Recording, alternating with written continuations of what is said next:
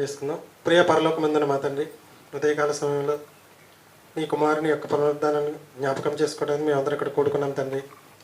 దానికి సంబంధించిన విషయాలు నీ పిల్లలు మాట్లాడుతుండగా మా అవసరమైన జ్ఞానాన్ని అందించి సహాయం చేయమని క్రీస్తున్నామని ప్రార్థన అడిగి వేడుకుంటున్నాం పరమ తండ్రి.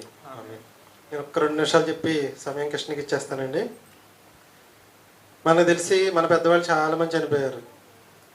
చనిపోయిన వాళ్ళని కొందరు కొన్ని రకాలుగా సమాధి కార్యక్రమాలని చేస్తారు, మీకు తెలుసు. కొందరు హైందవులు అయితే కాల్చివేయడం అని, కొందరైతే పోర్చడం అని, కొందరంటే పెట్టులో పెట్టి పాతి పెట్టడం అని చేస్తారు. ముస్లింలు క్రైస్తవులు ఎక్కువగా చేసేది ఏంటంటే 100% సమాధి చేస్తారు, పెట్టెలో పెట్టి తీసుకెళ్ళి మట్టిలో పెట్టడం.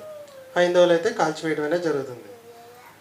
కాల్చివేసిన వాళ్ళు ఇక మనకి బూడిదే తప్పితే ఏం కనపడదు.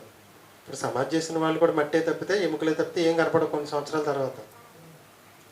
అందరి సమాధులు, ఉదాహరణకు పాతి పెట్టిన వారి సమాధులన్నీ కూడా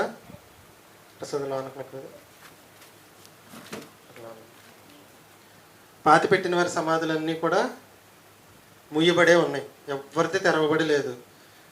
పైన ఇప్పటి వరకు మరణించి సమాధి చేయబడి 3వ దినమున తిరిగి లేచిన యేసుక్రీస్తు యొక్క సమాధి మాత్రం ఇప్పటికీ కూడా అలా ఖాళీగానే ఉందండి. అందరి సమాధులు క్లోజ్ చేసేసి ఉన్నాయి. యేసుక్రీస్తు సమాధి మాత్రమే ఇప్పటికీ అక్కడ తెరవబడే ఉంది, ఖాళీగా ఉంది. అందరి సమాధులు మూయబడి ఉంటే యేసుక్రీస్తు సమాధి మాత్రమే తెరవబడి ఉందంటే ఇప్పటి వరకు మరణించిన వారందరిలో తిరిగి లేచింది యేసుక్రీస్తు తప్ప ఇంకెవ్వరూ కూడా లేదు. దాన్ని జ్ఞాపకం చేసుకోవడానికి ఈరోజు మనం ప్రార్థన కార్యక్రమం ఏర్పాటు చేయడం అనేది జరిగింది. అదే రోజున మనకి ఖచ్చితంగా ఆదివారం ఆయన తిరిగి లేచాడు కాబట్టి మనం అందరం కూడా క్రైస్తవులు ఎక్కువగా ఆదివారం కూడుకోవడం ప్రధాన కారణం కూడా ఇది.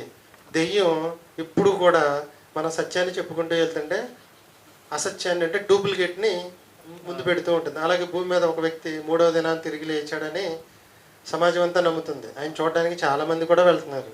వెళ్ళిన వాళ్ళకి నేను చెప్పే సలహా ఏంటంటే ఒక్కసారి అక్కడికి వెళ్ళినప్పుడు ఆయన చనిపోయిన సమాధి అనేది మూసిందో తెరుస్తుందో చూసుకోండి.